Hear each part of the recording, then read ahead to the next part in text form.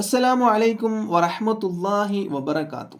മഴയില്ലാത്ത ഇടിമുഴക്കം സ്വപ്നം കണ്ടാൽ, നമ്മൾ കഴിഞ്ഞ വീഡിയോ പറഞ്ഞിരുന്നു, മഴയോടുകൂടെ ഇടിമുഴക്കവും മിന്നലും സ്വപ്നം കണ്ടാൽ എന്താണ് സംഭവിക്കുക, അതിൻ്റെ വ്യാഖ്യാനം എന്താണ് എന്നുള്ളത് കഴിഞ്ഞ വീഡിയോയിൽ നമ്മൾ പറഞ്ഞിട്ടുണ്ടായിരുന്നു. ഇത് മഴയില്ലാത്ത ഇടിമുഴക്കമാണ്.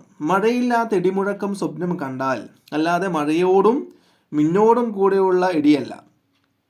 അങ്ങനെയുള്ള സ്വപ്നത്തെക്കുറിച്ച് മഹാനായ നാബിൽസി ഇമാം തൻ്റെ കിതാബിൽ 212 പേജിൽ പറയുന്നു.